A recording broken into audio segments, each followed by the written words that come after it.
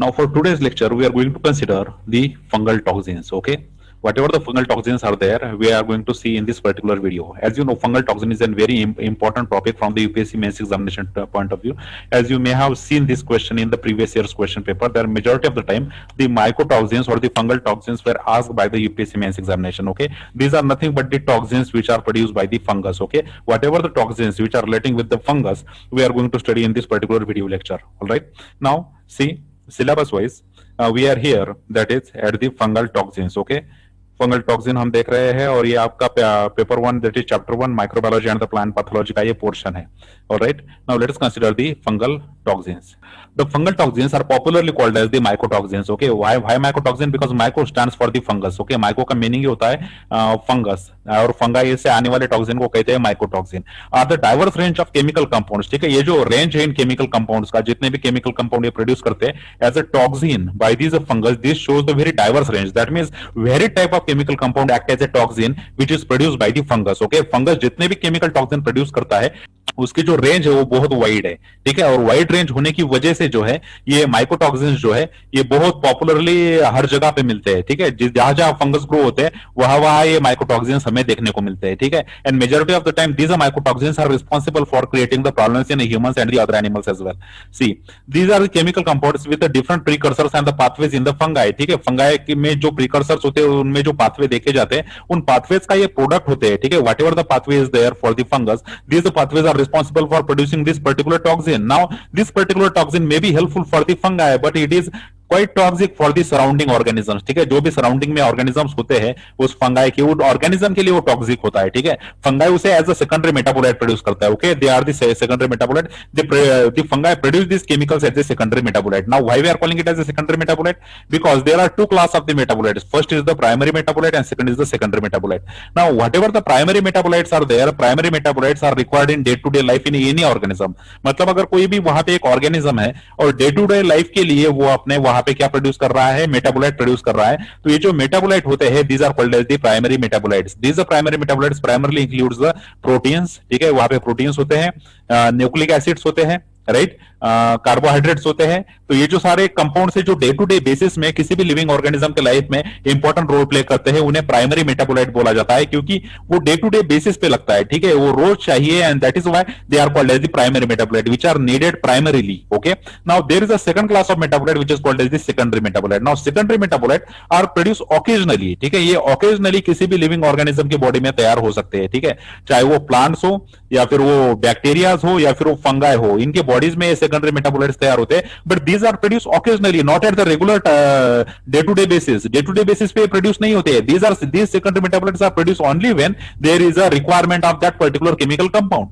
Okay, so the mycotoxin are not produced on day to day basis by these fungi, but they are produce as a secondary metabolite. वो secondary metabolite के तौर पे produce होते हैं. कुछ खास function perform करने के लिए जो सेकेंडरी मेटाबोलाइट्स है ये प्रोड्यूस होते हैं इन फंगस में, और वो फंक्शन उनका कैरी आउट कर देते हैं फंगस के लिए, but they remain toxic for the surrounding animals. ठीक है, जो भी सराउंडिंग में एनिमल होते हैं उनके लिए वो टॉक्सिन का काम करते हैं. Okay, and they typically cause the toxicity in the humans और in the higher animals ingest them over a relatively longer period of time. ठीक है, लॉन्गर पीरियड ऑफ टाइम के लिए जो अगर ये ऐसे टॉक्सिन वाले secondary metabolite from the fungi अगर हम कंज्यूम करते रहे या फिर प्लांट को फीड करते रहे तो फिर वहां पे डैमेज क्रिएट हो सकता है. Okay, from the low concentration in a improperly stored food और द एनिमल फूड स्टफ. ठीक है, जो भी एनिमल फूड स्टफ होता है या फिर जो इम्प्रॉपरली स्टोर्ड जो फूड मटेरियल होता है उसमें फंगस में majority of the time grow करते हैं, and they are responsible for producing this particular types of toxin by using the certain precursor and in the specific pathways. Okay, and they produce this toxins as a secondary metabolite. वो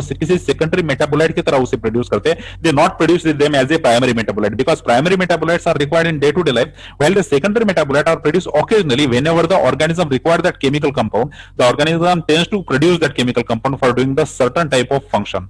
Okay, किसी एक particular type का function करने के लिए ही plant उसे क्या करते हैं या फिर फंगस या फिर बैक्टीरियम क्या करते हैं उसे प्रोड्यूस करते हैं. Okay, so from this introductory slide you came to know that all the fungal toxins were popularly called as mycotoxin. They are produced by using certain types of precursors and pathways, right? They are called as secondary metabolite because they produce occasionally, and they cause toxicity in the humans and the higher animals when they ingest them, okay, over a longer period of time. Okay, now consider the second slide. See, the many of the mycotoxin problems results from the improper storage of foods and the feed products. ठीक है, देखिए कभी भी fungal toxin अगर produce हो रहा है, whatever the reason is for the fungal toxin production, the main reasons are the improper storage of food. Okay, अगर जो फूड को हम स्टोर करके रखते हैं, अगर वहां पे इम्प्रॉपरली अगर वो स्टोर होने लगे, ठीक है, अगर वो इम्प्रॉपर वे से अगर वहां पे स्टोर होने लगे, तो वहां पे क्या होता है, it results in the formation of a fungal growth there. ठीक है, वहां पे क्या होने लगती है, वहां पे फंगल ग्रोथ होने लगती है when the food item is got stored improperly. ठीक है, तभी जाके जो है वहां पे फंगल ग्रोथ होती है. जैसे आप जानते हो कि बहुत सारे सीड्स को स्टोर करने के लिए ड्राई कंडीशंस इसेंशियल होती है. सीड्स को कंप्लीटली ड्राई करना इसेंशियल होता है. And if we left the seeds with a wet condition, there is a development of the fungi. ठीक है, फंगाई का वहां पे डेवलपमेंट होता है which results in the production of the toxins which belongs to these fungi, that is the mycotoxin. So improper storage of food, food का improper storage करना ये रिस्पॉन्सिबल है for the production of the toxin. Plus the feed जो products होते हैं various animals के लिए, kettles के लिए जो फीड प्रोडक्ट्स होते हैं, अगर उन्हें भी अगर हम इम्प्रॉपरली अगर स्टोर करें तो उसकी वजह से भी जो है फंगल टॉक्सिन क्रिएट होते हैं.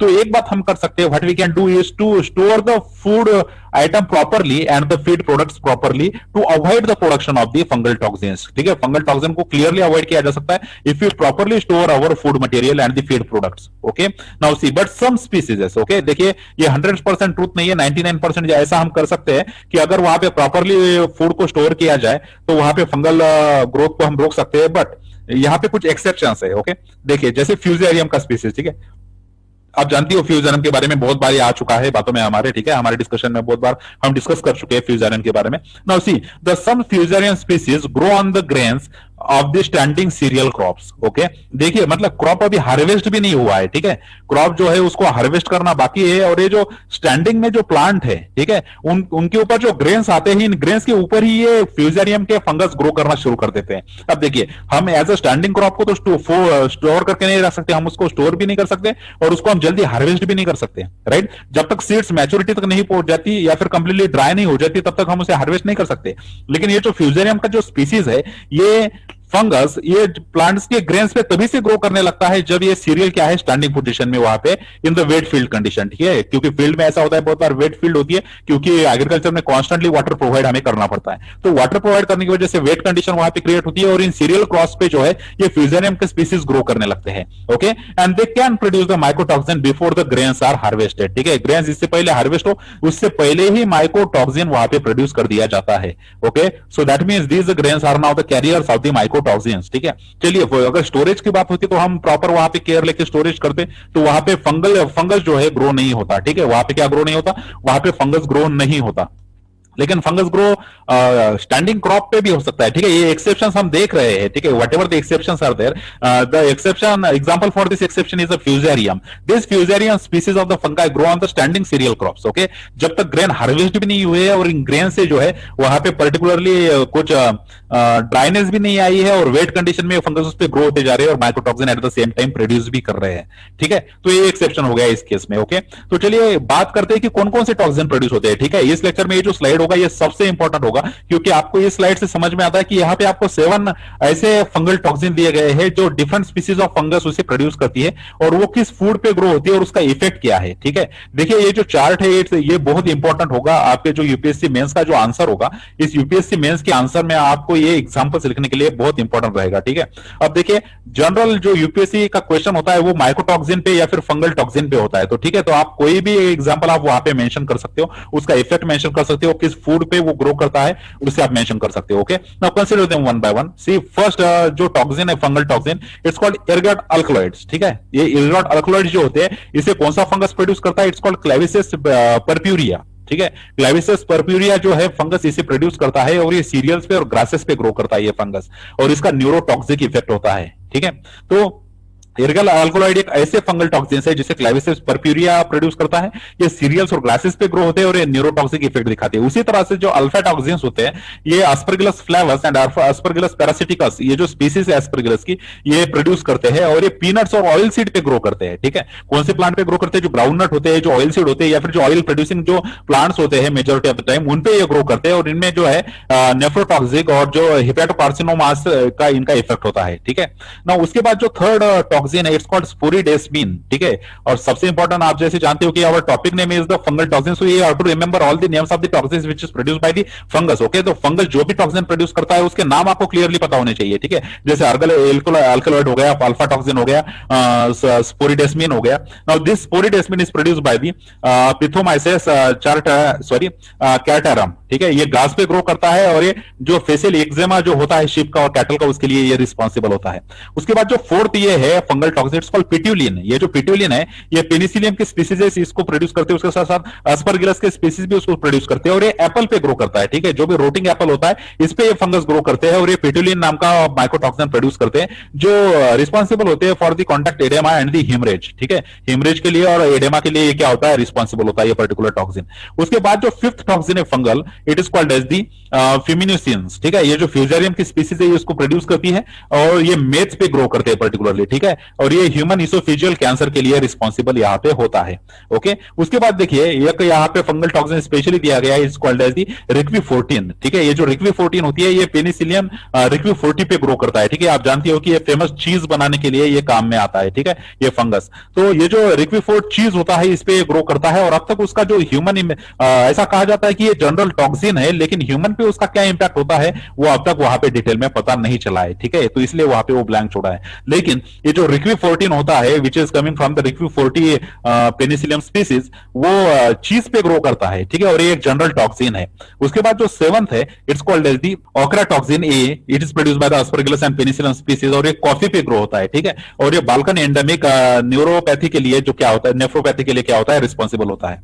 ओके, तो ये जो एग्जांपल्स है सारे, जो फंगल के जो एग्जांपल, जो फंगस के एग्जांपल आपको, फंगल टॉक्सिन के एग्जांपल आपको यहाँ पे दिखाई दे रहे हैं, तो ये फंगल टॉक्सिन के एग्जांपल सबसे इंपॉर्टेंट पार्ट रहेंगे आपके आंसर का। ठीक है, और ये जो टॉक्सिन यहाँ पे सिलेक्ट किए गए हैं हमारे इस चार्ट में, ये डिफरेंट बुक सोर्स से एक एक लिए गए हैं। ठीक है, ताकि ये ऐसा ना लगे कि किसी एक ही स्पीसीज के बारे में दिया जा रहा है या फिर कोई एक ही स्पीसीज फंगस की उसको प्रोड्यूस कर रही है। ठीक है, आप अगर यहाँ पे देखोगे तो फंगस बहुत डाइवर्स है, उसी तरह टॉक्सिन्स भी अलग अलग लिए गए हैं यहाँ पे, और जो जिस फूड मटेरियल पे वो ग्रो करते हैं वो भी बहुत अलग है और उनकी इफेक्ट भी बहुत अलग है। ठीक है, तो डाइवर्स एरिया कवर करने की कोशिश इस चार्ट को क्रिएट करते वक्त की गई है। ठीक है, so these are the 7 examples of the fungal toxin. ये छोड़ के आपको हंड्रेड्स ऑफ द एग्जांपल्स भी मिल सकते हैं। ठीक है, फंगल टॉक्सिन्स के, लेकिन ये जो hundreds of the other examples है, ये जो है आप उसके साथ जोड़ सकते हो। ये जो पैटर्न, जिस पैटर्न से हम पढ़ रहे हैं उसी पैटर्न से आप उसको ऐड भी कर सकते हो, लेकिन जनरल जो क्वेश्चन होता है वो 5 फंगल टॉक्सिन के आगे नहीं जाता है। Okay, general UPSC ask about the 3 fungal toxins, 5 fungal toxins और in general define the fungal toxins. Okay, तो अगर आप इसमें से 3 या फिर 5 एग्जांपल दे देते हो, these are sufficient for writing down the answer. Okay,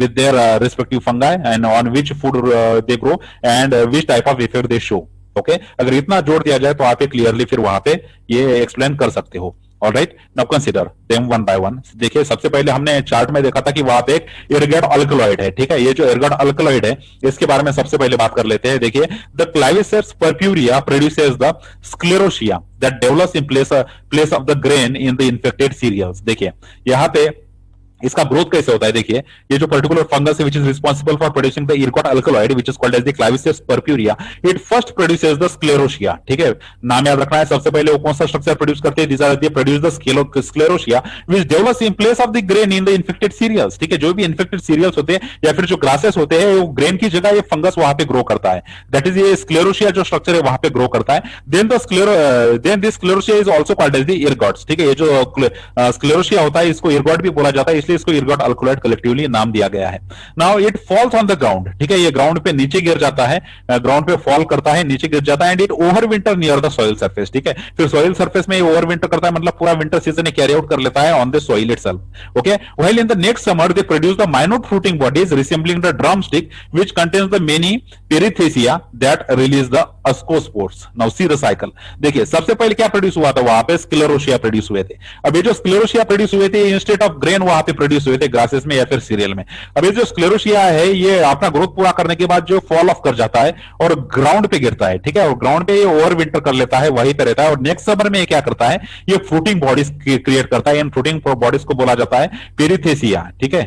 fruiting bodies का नाम क्या है, पेरिथेसिया। और ये जो पेरिथेसिया है ये ऑस्कोस्पोर्स प्रोड्यूस करते हैं। और आप जानते हो फिर स्पोर्स जो सेक्सुअल रिप्रोडक्शन से प्रोड्यूस हो या फिर असेक्सुअल रिप्रोडक्शन से, ये जो स्पोर्स है ये नए इन्फेक्शन के लिए फिर रिस्पॉन्सिबल होते हैं, ठीक है। तो ये जो अर्गेट अल्कोलाइड है जो प्रोड्यूस होता है क्लाविसेप्स परप्यूरिया से, ये जो क्लाविसेप्स परप्यूरिया फंगस है ये सबसे पहले स्क्लेरोशिया प्रोड्यूस करता है। इसके बाद ये ग्रोथ होने के बाद ये ग्राउंड पे गिर जाता है, फिर ये ओवर विंटर कर जाता है सॉइल में, राइट। और उसके बाद ये क्या प्रोड्यूस करता है, it produces the special structure which resembles in the drumstick from its appearance, it is called as the perithecia, ठीक है। ये जो पेरिथेसिया होता है later it produces the ascospores and you know the what is the function of the spores in the fungi, right, वो आपको detail में पता है। Now see the release of these ascospores coincides with the time when the grass flower opens. देखिए कितना इनका timing exact match करता है कि जैसे ही वहां पे ऑस्कोस्पोर जो है वो रिलीज हो गए हैं, एट द सेम टाइम वो इसी टाइम में ऑस्कोस्पोर रिलीज होते हैं जब ग्रास के जो फ्लावर्स होते हैं वो ओपन रहते हैं, ठीक है।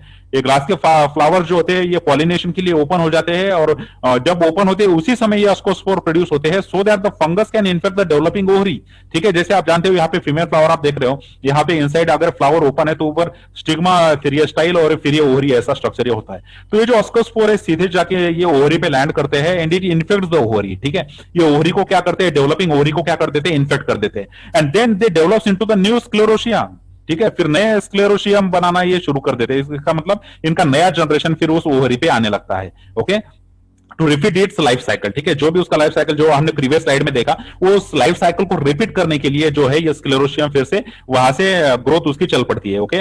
Now these ergot contaminated cereals, अब देखिए अगर इसका ओवरी ही जो ये इन्फेक्टेड है तो आप जानते हो कि ओवरी से ही फ्रूट बनता है, ठीक है। जो पॉलिनेशन के बाद ओवरी से ही फ्रूट बनने वाला है, तो फ्रूट जो है वो कहां से आ रहा है, ओवरी से आ रहा है। ओवरी कैसी इन्फेक्टेड है, फिर फ्रूट भी कैसा है, इन्फेक्टेड है। तो ये जो सीरियल्स के फ्रूट्स होते हैं जिनको कंज्यूम किया जाता है, इस कंजम्पशन की वजह से न्यूमरस डेथ्स हुई है ओवर द सेंचुरीज, ठीक है। जब से हमें पता चल रहा है कि ये डेथ क्यों हो रही है और जब से हमें पता चला है कि कोई particular ergot alkaloid is responsible, तब से हमने इस पे जो है स्टडीज शुरू रखी है। और इन स्टडीज से हमें ये पता चला है कि ये जो डेथ्स हो रही है ये सीरियल को कंज्यूम करने के बाद, it is due to this claviceps fungus, ठीक है। ये जो फंगस होता है ये अल्कोलाइड प्रोड्यूस करता है और ये अल्कोलाइड रिस्पॉन्सिबल होता है फॉर द डेथ्स हुए जो भी उसको कंज्यूम कर रहा है, ठीक है, उस सीरियल को कंज्यूम कर रहा है, जो भी इन्फेक्टेड सीरियल को कंज्यूम कर रहा है, okay. Now in one form of disease, जो भी डिसीज वो फॉर्म करना है, it is term as the convulsive ergotism, ठीक है। उस डिसीज का नाम क्या है, it's called as the convulsive ergotism. The nervous system is got affected, ठीक है, पेशेंट का नर्वस सिस्टम अफेक्ट हो जाता है and it causes the violent convulsions, ठीक है, उसमें वायलेंट कन्वल्जन्स होने लगते हैं, ये उसका एक सिम्टम है, ओके। तो देखिए किस तरह से जो फंगस का ग्रोथ है वो प्लांट की ग्रोथ के साथ सिनोनिमस होता है, और प्लांट के ग्रोथ के साथ स्पेशली ओवरी पे आके वो ग्रो होते हैं। तो इसका मतलब इन्फेक्टेड फ्रूट्स के पास भी वो पहुंच जाते हैं, और जैसे ही ये फ्रूट्स सीरियल्स के जो भी सीड्स या फिर फ्रूट्स वहां पे जो क्रिएट होते हैं, तो ये जो सीड्स जब इन्हें कंज्यूम किया जाता है तो जो पेशेंट्स है उनकी डेथ हो जाती है, ठीक है। पिछले कुछ सेंचुरीज में न्यूमरस डेथ हमने इसकी वजह से देखी है, ठीक है। उसका जो एक टाइप है इट्स कॉल्ड कन्वल्सिव एर्गोटिज्म, जिसकी वजह से क्या होता है कि नर्वस सिस्टम वहां पे तो अफेक्ट होता ही है, और उसके साथ वायलेंट जो कन्वल्जन्स आते हैं ये उसका सिम्टम है, ओके। देखिए एक और भी फॉर्म है इसका, in another form it is called as the gangrenous ergotism, ठीक है। इसको गैंग्रेनस एर्गोटिज्म बोलते हैं। In which the blood capillaries contract, ठीक है, जो भी ब्लड कैपिलरीज होती है पेशेंट की बॉडी के अंदर वो क्या होने लगती है, वो कॉन्ट्रैक्ट होने लगती है, कॉजिंग द ऑक्सीजन स्टारवेशन, जिसकी वजह से जो ऑक्सीजन है वो throughout the body spread नहीं हो पाता, and that is why it shows the oxygen starvation and then there is a serious damage to the tissues, ठीक है। टिश्यूज में सीरियस डैमेज होता है क्योंकि विदाउट ऑक्सीजन जो टिश्यूज होते हैं वो डैमेज होने लगते हैं। So this is the second type that is called as gangrenous ergotism in which the capillaries got contracted, ठीक है। यहाँ पे कैपिलरीज एकदम कॉन्ट्रैक्ट हो जाती है, इस वजह से ऑक्सीजन पहुंच नहीं पाता in different parts of the body, and due to this there is a serious damage to the tissues which are present in the body, okay. Now consider the second toxin which is called as the alpha toxin, okay. These are the group of the toxins again produced by the fungus, okay. Now see these are produced mainly by the Aspergillus flavans, ठीक है। ये flowers से produce होता है, that is why it is called as the alpha toxins, ठीक है। बाकी जो स्पीसीज है फंगस की वो भी उसे प्रोड्यूस करती है, but it is majorly produced by the Aspergillus flavans. See the hence the name called as the alpha toxin, and the aspergillus parasiticus, both of which are common in the tropical and the subtropical conditions. ठीक है, देखिए जो भी दो fungus इसके लिए primarily responsible है, which is called as the aspergillus flavus and the aspergillus parasiticus, both like the tropical and the subtropical conditions. Okay, and as you know, the tropical and the subtropical conditions are the conditions which are found in the India. ठीक है, India में tropical और सब tropical condition हमें देखने को मिलती है। तो ये इंडिया में जाहिर सी बात है कि ये जो अल्फा टॉक्सिन है वाले प्रोड्यूस करने वाले जो फंगस है, this fungus grow rapidly in the Indian environment. Okay, now see, they grew on the root systems and crop debris of the groundnuts, providing them a inoculum. Okay, जो भी groundnut होता है, ठीक है, ग्राउंडनट का जो root system होता है, ग्राउंडनट के रूट सिस्टम के आसपास जो है ये फंगस ग्रो करते हैं। ओके, क्योंकि जनरली जो ऑयल वाले प्लांट होते हैं इनके आसपास ही ये फंगस ग्रो करते हैं। And this alpha toxin is produced by the Aspergillus flavus and Aspergillus parasiticus, which like the climate which is called as the tropical and the subtropical. Okay, and now they grow around the root ecosystems and the crop debris of the groundnut. Groundnut जो होता है उसकी जो crop debris होती है या फिर जो उसका रूट सिस्टम होता है उसके आसपास जो है ये Aspergillus flavus and Aspergillus parasiticus grow करना जो है वहां पे फेवरेबल होता है उनके लिए condition. Okay, and these are responsible for the production of these alpha toxins. Okay, now see the oil rich crops, ठीक है, जो भी ऑयल रिच क्रॉप्स होते हैं जैसे ग्राउंडनट आप समझते हैं ऑयल रिच क्रॉप, ठीक है ना, ये जो ग्राउंडनट होता है ये ऑयल रिच क्रॉप है। Plant such as the peanut, that peanut foods और द ग्राउंडनट्स और द कॉटन सीड, ठीक है, सेकंड वन वाला जो है it's called as the cotton seed, it is also rich in the oil, are specially favourable for the alpha toxin production. इसीलिए जो है ये इन्फेक्शन जो है ये हमेशा हमें ऑयल रिच क्रॉप्स के आसपास ही हमें देखने को मिलता है। Alpha toxins are clearly related with the oil rich crops. Okay, now the toxicity of all these compounds depends on the presence of double bonds in their furan ring. और ये जो फ्यूरन रिंग होती है उसमें double bond है कि नहीं है इस पे डिपेंड करता है कि उनकी टॉक्सिसिटी कितनी है। ठीक है, ये डबल बॉन्ड अगर वहां पे प्रेजेंट है, this double bond is responsible for showing the toxicity in these alpha toxins. Okay, so furan ring is present in these alpha toxins, and if the double bond is present in these furan rings, then it is considered as a toxic form of alpha toxin. ठीक है, so oil rich crops are favorite crops for the alpha toxin production for the fungi, and these fungi shows the presence of furan ring. Okay, furan ring उनमें present होता है, and this furan ring often shows the presence of a double bond which is responsible for its toxicity. Now when these aflatoxins are absorbed in the gut, okay, जब ये gut में absorb होता है ये toxin, this gut toxin जब ये गट में पहुंच जाता है, it goes to the liver then. Okay, gut से कहां पहुंच जाता है, when it is absorb in the gut it directly goes into the liver where the aflatoxins double bond are metabolized. ठीक है, ये जो एफ्लाटॉक्सिन होते हैं उसका जो डबल बॉन्ड होता है, हमने बोला था फ्यूरन रिंग में, ये जो डबल बॉन्ड होता है ये क्या हो जाता है, यूटिलाइज हो जाए, मेटाबोलाइज हो जाता है, and it to a highly reactive but unstable form with the epoxide bridge. ठीक है, उस पे केमिकली स्ट्रक्चर में जो एपी ऑक्साइड ब्रिज होते हैं वो एपी ऑक्साइड ब्रिज वहां पे तैयार होते हैं, और ये जो एपी ऑक्साइड ब्रिज तैयार हुआ है it is created due to the breakage of the double bond. ठीक है, whatever the double bond is there, जो भी डबल बॉन्ड वहां पे होगा उसमें उस डबल बॉन्ड की वजह, उस पे ब्रेकेज होने की वजह से here they create the highly unstable and unstable form with an epoxide bridge at the position of the double bond. Okay, on the end of the furan ring, जो भी फ्यूरन रिंग वहां पे होगी तो वहां पे double bond की जगह आप क्या आ चुका है, it's highly reactive but unstable form with an epoxide bridge वहां पे तैयार होता है। ठीक है, so double bond is got replace by the epoxide bridge and this whole structure is now highly reactive and unstable structure. Okay, so whatever the aflatoxins are produced there, these aflatoxins are when absorbed by the gut, and these from gut it goes to the liver, and in the liver it got metabolized and its double bond got break there, and this double bond get converted into the epioxide bridge. Okay, in the furan ring. Okay, which is the highly reactive and unstable form. Now see, this epioxide group enables the toxin to bind to the DNA and depurinate it. देखिए यहाँ पे जो epioxide group होता है which is created due to the breakage of the double bond, तो it gives the ability to this toxin to bind to the DNA. ठीक है, host का जो DNA होता है उसके साथ बाइंड होने की एबिलिटी जो है वहां पे आ जाती है, and when it binds to the DNA it depurinate it. ठीक है, आप जानते हो DNA में प्यूरिन्स एंड प्यूरेमिडिन्स ऐसे दो ग्रुप होते हैं नाइट्रोजनस बेसिस के, तो उसमें से जो प्यूरिन होती है वो प्यूरिन निकाल दिए जाते हैं DNA से। सो यू कैन इमेजिन कि कौन से लेवल का डैमेज जो है वो डीएनए को कराते हैं। Okay, causing damage to the genome which can lead to the hepatomas. ठीक है, that is the liver cancer, जिसकी वजह से वहां पे क्या हो सकता है, लिवर कैंसर हो सकता है। ठीक है, अगर हम ये एफ्लाटॉक्सिन अगर कंज्यूम कर लेते हैं तो ये जो एफ्लाटॉक्सिन है एक बार अगर हमारे गट में पहुंच गया तो गट में पहुंचने के बाद ये directly reaches to the liver, and in the liver it got it converts the furan ring with a double bond into the epoxide bridge. Okay, epoxide bridge वहां पे create होता है, और ये जो bridge होता है epoxide bridge, it able to depurinate the DNA. Okay, DNA को depurinate वो कर सकता है, which causes the liver cancer. Okay, ये इसकी वजह से क्या होता है, liver cancer वहां पे होता है. Okay, alternatively the epoxide can give rise to the dihydro ऑक्सीफ्लैटॉक्सिन. ऐसा भी हो सकता है कि ये जो इफिऑक्साइड का फॉर्म है, ये एक्यूटली टॉक्सिक फॉर्म में कन्वर्ट हो जाए. एक्यूट मींस जो होता है वो थोड़ी देर के लिए टॉक्सिक होता है, तो उसे हम एक्यूट कहते हैं. ठीक है, वैसे आप जानते हो एक्यूट वर्सेस, अगर आपने क्रोनिक जरूर सुना होगा. क्रोनिक जो होता है ये लॉन्ग टर्म डिसीजेस होते हैं, और एक्यूट जो होते हैं शॉर्ट टर्म होते हैं. तो एक्यूट ये जो वर्ड है, ये रिलेटिवली लेसर टॉक्सिक जो फॉर्म है, इसका जो केमिकल नेम है, इट्स कॉल्ड डायहाइड्रोक्सी फ्लैटॉक्सिन, ऐसा उसका नाम है. ठीक है, तो ये जो है ये एक्यूट है. ठीक है, बहुत थोड़ी देर के लिए टॉक्सिन वहां पे रहता है, और फिर ये जो है ये डिसअपियर वहां से हो जाता है. ओके, सो यहाँ पे अगर आप एफ्लाटॉक्सिन की अगर हम बात करेंगे, तो एफ्लाटॉक्सिन जो है ये टॉक्सिन्स कहां प्रोड्यूस होते हैं? Oil rich. ठीक है, ऑयल रिच जितने भी क्रॉप्स होते हैं, oil rich crops they are found in the majority. Okay, just like for example groundnut. Okay, groundnut में ये मेजोरिटी ऑफ द टाइम होते हैं, और ग्राउंड नट के बाद ये जो कॉटन सीड होते हैं, कॉटन सीड में भी ऑयल होता है, तो वहां पे भी ये ग्रो करते हैं. Generally they grow in the root ecosystem. Okay, वो कहां ग्रो करते हैं? रूट इकोसिस्टम में ग्रो करते हैं.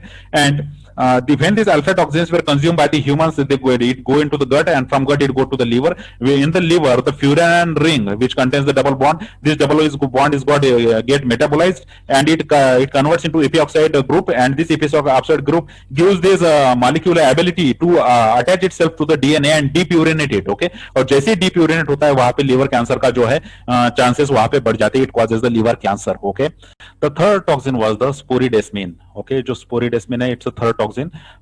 It is produced by the mitosporic fungus. Okay, it belongs to the imperfect fungi. Okay, as you know, Deuteromycetes contains all the imperfect fungi in which the sexual mode of reproduction is not known. Okay, and this sporidesmin, this mycotoxin or the fungal toxin is produced by the Phytomyces chartarum. Okay, नाम याद रखना. It is called as the Phytomyces chartarum is a saprotroph. Okay, which grows on the dead and decaying matter. Okay, जो dead and decaying matter पे grow होते हैं, these organisms are literally called as the saprotrophs. Okay, which grows on the accumulated dead leaf sheets. Okay, at the base of the pasture grasses. ठीक है, जो भी pastures होते हैं grasses के.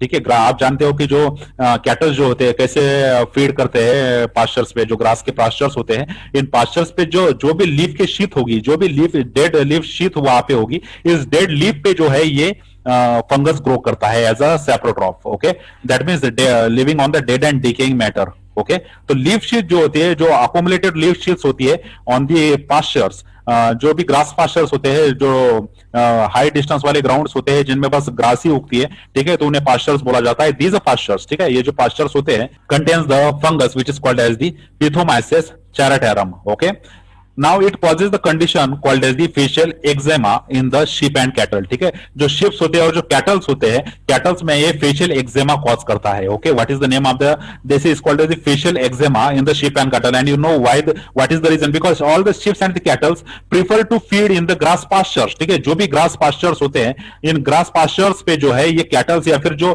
sheeps होती है, ये क्या करती है? फीड करती है, और फीड ये करती है प्राइमरली ग्रास पे. ठीक है, और इन्हीं ग्रासेस के जो डेड लीव्स होते हैं, इन्हीं डेड लीव्स पे जो है कौन ग्रो करता है? फंगस ग्रो करता है. That fungus name is called as the pithomyces chartarum. Okay, ये जो पिथोमाइसिस चाराटेरम है, ये डेड लीव्स पे ग्रो हो रहा है, which is present on the grasses, and this grasses are forming the grass pastures, and on this grass pastures all this cattles and sheeps are taking their food material. Okay, so due to this the food part जो होता है, उनका जो facial जो portion होता है, which comes in contact with that fungus, hence they got the facial eczema in the sheep and cattle. Okay, तो facial eczema होना ये बहुत नेचुरल है, क्योंकि उनका जो फेस वाला जो पोर्शन होता है बॉडी का, वही सबसे पहले कांटेक्ट में आता है इस पर्टिकुलर फंगस के.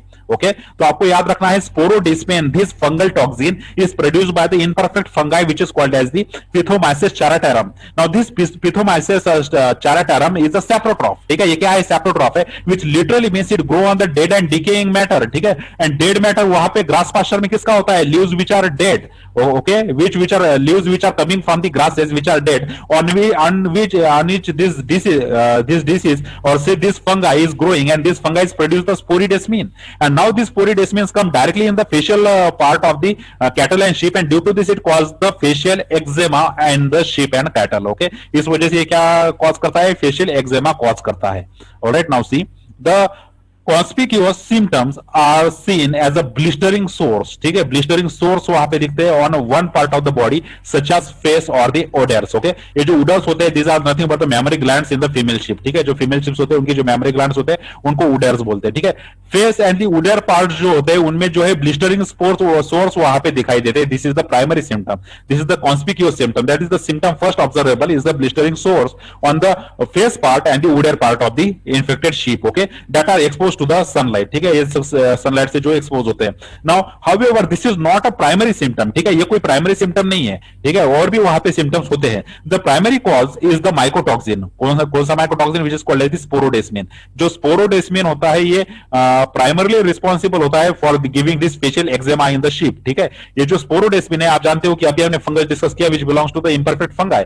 इम्परफेक्ट फंगाई में ये जो पिथोमाइसिस जो फंगा है ये स्पोरोडेस्मिन प्रोड्यूस करता है और ये मेन पॉजिटिव एजेंट है of this disease, okay. Facial eczema जो भी होता है शिप में हो या फिर कैटल में हो, it is the prime reason for this disease is a mycotoxin which is called as the sporidesmin, okay, which is present only in the spores of the pithomyces, ठीक है। जो भी स्पोर्स प्रोड्यूस करते हैं पिथोमाइसिस, इन spores में ही ये स्पोरोडेस्मिन वहां पे होता है and not in their mycelium, ठीक है, उनके माइसेलियम में वो नहीं होता है। मतलब जो वेजिटेटिव पार्ट होता है बॉडी का उसमें वो नहीं होता है, लेकिन जो असेक्सुअल स्पोर्स होते हैं उन स्पोर्स के अंदर जो है ये स्पोरोडेस्मिन होता है और ये स्पोर से स्पोरोडेस्मिन स्पेशल पार्ट में उनके पहुंच जाता है, okay.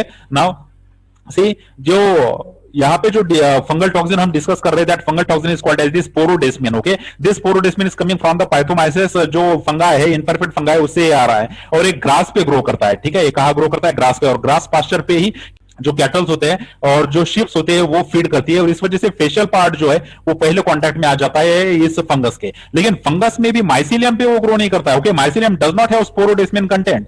What contains the sporidesmin? The spores which are produced by this fungus, it contains the sporidesmin, okay. तो ये जो स्पोरोडेस्मिन होता है ये स्पोरोडेस्मिन स्पोर्स में होता है। This spores come in contact with the special facial part of the sheeps और the cattles and it cause the facial eczema, okay. Now see फिर यहाँ पे ऐसा क्वेश्चन हो सकता है कि जो उडर्स पार्ट है, जो ठीक है, जो मेमोरी ग्लैंड्स होते हैं शिप्स में, फिर ये सिम्टम वहां तक कैसे दिखाई देते हैं? देखिए जो भी वहां पे जो नेक्स्ट जनरेशन जो भी होगी शिप की वहां पे जो फीड करते हैं मिल्क पे, ठीक है, अगर उनको अगर ये डिसीज हो जाता है तो for the milk purpose directly go to the mammary glands of the sheep, ठीक है। मिल्क सक करने के लिए वो मेमोरी ग्लैंड्स का वहां पे यूज करते हैं और मेमोरी ग्लैंड्स पे सीधा सीधा फेस का कॉन्टैक्ट आने की वजह से वहां पे भी सिम्टम वहां पे फिर हमें देखने को मिलते हैं, okay. So all these are the mycotoxin, okay. ये जो स्पोरोडेस्मिन है एक माइकोटॉक्सिन है which is produced by the imperfect fungi which is responsible for causing the facial eczema in the sheeps और cattle, okay.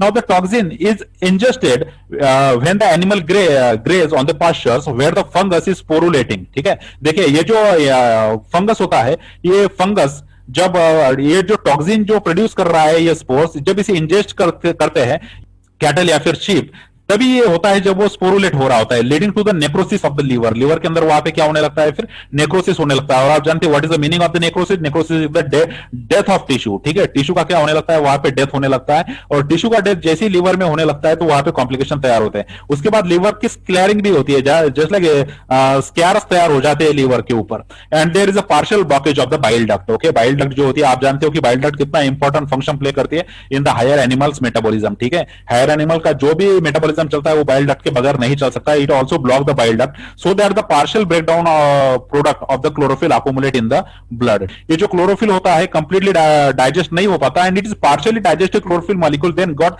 Accumulated in the blood. तो जैसे ही blood में क्लोरोफिल मॉलिक्यूल अकोमुलेट होने लगता है तो वहां पे जो है जो कॉम्प्लेक्स सिम्टम्स जो है डिसीज के देखने को मिलते हैं and sometimes even the death is possible, okay. वहां पे डेथ भी फिर होने लगती है। So what is the exact mechanism? The toxin which is produced by this spore, that is sporidesmin. This sporidesmin toxin when produced by this spores, this sporidesmin toxin when reaches the liver, it due to this the necrosis occurs and when the necrosis occurs the scarring is also followed which results in the partial blockage of the bile duct, ठीक है। bile duct का partial blockage होता है which results in the insufficient digestion of the chlorophyll molecule which directly accumulated into the blood, ठीक है। तो blood में वो directly accumulate वहां पे होने लगते हैं जिस वजह से फिर बाद में डेथ भी पॉसिबल है, okay. Now they are photoactive compounds so they cause the photosensitization of the skin where it is not protected by the covering of the hair, ठीक है। आप जानते हो कि क्लोरोफिल जो होते हैं ये photo sensitive photo active compounds होते हैं, और फोटो एक्टिव कंपाउंड्स होने की वजह से अगर ये ब्लड में चले जाए किसी भी एनिमल के, तो ये फोटो सेंसिटाइजेशन करते हैं वहां पे स्किन पे, जहां जहां पे हेयर्स नहीं होते हैं, ठीक है। तो जहां पे हेयर्स नहीं होते हैं वो पोर्शन पर्टिकुलरली वहां पे क्या फोटो सेंसेशन उनमें ज्यादा होने लगता है, और इस वजह से जो फोटो पीरियड है उन फोटो जो भी लाइट ऊपर से आ रही है सनलाइट से, उसका सेंसिटिविटी बहुत ज्यादा बढ़ जाता है इन एनिमल्स के लिए, ठीक है। क्योंकि ये जो कंपाउंड है photo active compound like chlorophyll molecule वो उनके ब्लड में अकोमुलेट हो गया है, और ये फोटो एक्टिव होने की वजह से ये ज्यादा रिस्पांस दिखाता है टुवर्ड द सनलाइट, और इसीलिए ऐसे पोर्शन जो कैटल के और शिप के होते हैं जिनके ऊपर हेयर नहीं आते, ऐसे पोर्शन में क्या होता है कि बॉडी पे फोटो सेंसिटाइजेशन होने लगता है स्किन का। ओके, तो इस प्रकार जो है ये develop fungal toxin responsible for causing this disease. Okay, that is the facial eczema in the sheeps and cattle.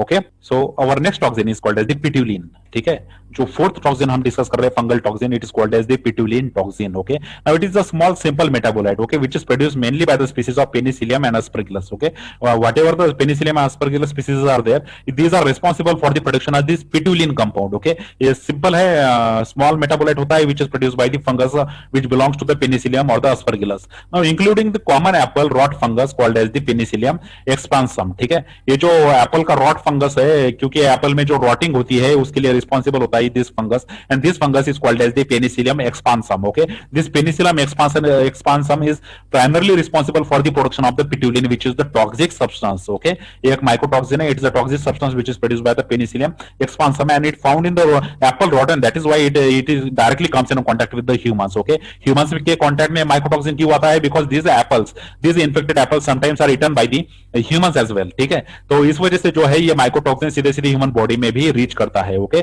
which causes the soft watery rot when spores enter the apple skin through the wounds। Okay, जो भी Apple में अगर कोई wound हुआ है तो वहां पे जो स्पोर्स अंदर एंटर कर जाते हैं, when the spores enter inside this apple they form the soft and watery rot, okay, inside this particular apple, and when these apples are used to create the apple juices, and these juices contains this mycotoxic which directly comes in contact with the humans। Okay, so पिट्यूलिन एक ऐसा toxin है, it's a fungal toxin, it's a mycotoxin which is produced by the species of the penicillium and aspergillus। Okay, in particular the apple rot fungus which is called as the penicillium expansum। Okay, and when its spore reaches the inside the apple, they produce the soft watery rot। Okay, and this soft water rot is responsible for spreading the pittulin। Okay, now pittulin has been detected commercially in commercially produced apple juices। Okay, whatever the commercial production of the apple juice is there, this apple juice contains the some quantity of this pittulin। Okay, now especially in if these made from the partially decaying apples, okay, whatever the partially decaying apples, if used for creation of the juice, then in such a juice you will find this particular toxin that is called as the pittulin। Okay, so in the market you will often find the ready-made apple juices are created from the apples, and sometimes what happen, the fresh apples or the old apples or the apples which are partly decaying are used to create these juices। Okay, and that is why we say that these stored juices are not healthy for the human consumption, because these reasons are there, because pittulin like mycotoxins can be present there। Okay, now it can cause the edema and the hemorrhaging when ingested, and also seems to be carcinogenic in the experimental animals। ठीक है, carcinogenic literally means which can cause the cancer। Okay, तो cancer causing के लिए वो responsible हो सकता है। It also cause the edema and it also cause the hemorrhage. Patulin chemical compound होता है। This patulin which is the fungal toxin is produced by the species of the aspergillus और penicillium which infects the apple, and when the half decaying apple or the rotting apple is used to create the juice, such a juice contains the quantity of pittulin which can be responsible for the edema, hemorrhage or the carcinogenic activity in the animals। Okay, it is unwise to eat and the part of the rotted apple। ठीक है, बिल्कुल अगर वहां पे rotted Apple है तो उसका part को कंज्यूम करना ये ठीक नहीं होता है। ठीक है, because it must have contain the patulin. ठीक है, उसके अंदर अगर पिट्यूलिन होगा तो वो रिस्पॉन्सिबल हो सकता है for causing the various above shown diseases. Okay, now consider the next toxin which is called as the Roquefort। Okay, so Roquefort, this Roquefort is the Roquefort cheese। It belongs to the Roquefort cheese। ठीक है, whatever the Roquefort cheese is there, you know it's a one type of the cheese which is called as the Roquefort cheese। Okay, this Roquefort cheese and the other blue vein cheeses are produced from the goat milks and inoculated with the fungus called as the Penicillium roqueforti। Okay, so Penicillium roqueforti, by using this fungus, we when we inoculate this fungus with the goat's milk, it creates the cheese which is called as the Roquefort cheese। Okay, and this Roquefort cheese contains the small quantities of the Roquefortin। Okay, Now see the Roquefort cheese, it contains the low levels of the mycotoxin which is called as the Roquefortin, and this Roquefortin, but the levels of this Roquefortin are not considered to be the dangerous. Okay, so Roquefortin, whatever the mycotoxin is created there, this mycotoxin is not present in that much amount, and that is why when we consume this Roquefort cheese, it does not show any particular complications to the humans. Okay, so Roquefortin, although it's a fungal toxin, but it is not that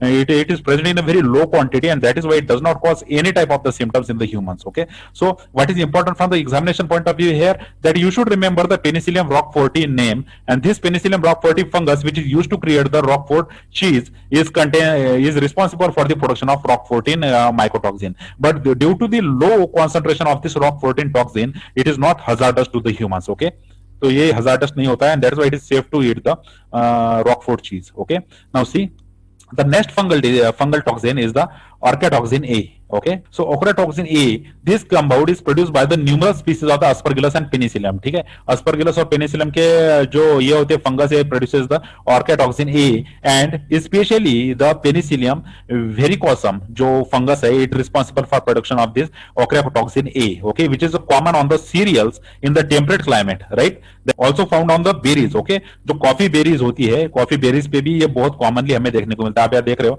coffee berries की जब drying चल रही होती है, during this drying, this fungus also grow on this particular coffee berries. Okay, so this orchatoxin A, this orchatoxin that is the mycotoxin or the fungal toxin, is produced by the members of the Aspergillus or the Penicillium, and these can be found on the cereals or on the coffee berries. Okay, during the drying of the coffee berries. Okay, now consider the coffee can therefore be contaminated with the orchatoxin A. Okay, coffee जो होती है उसमें क्या होता है, orchatoxin A एक chemical compound जो है, जो फंगस कंपाउंड है, फंगल टॉक्सिन है, ये उसकी वजह से कंटेमिनेट हो सकता है, but mercifully much of it is destroyed during the roasting. ठीक है, जो भी रोस्टिंग वहां पे की जाती है टू क्रिएट द कॉफी और टू क्रिएट द वहां पे कॉफी का जो बेवरेज होता है उसको क्रिएट करने के लिए, या फिर उससे पहले भी जो रोस्टिंग की जाती है, this roasting is responsible for removing this orchatoxin A, which is the fungal toxin. Okay, fungal toxin को वहां से बाहर निकालने के लिए जो है ये ऑर्केटॉक्सिन वहां पे रोस्टिंग की जाती है, और due to the roasting the ochratoxin ये is significantly removed, and that is why it is you consume the coffee now. Okay, coffee अब जो है सेफ है कंज्यूम करने के लिए. So this is all about this topic. Okay, thank you very much for watching this video. Please like this video, share this video with your friends who are studying the botany, and if you haven't subscribed to the Botany After channel yet, please subscribe to the Botany After channel for UPSC examination. Again, thank you very much for giving your time. See you in the next video lecture. Thank you.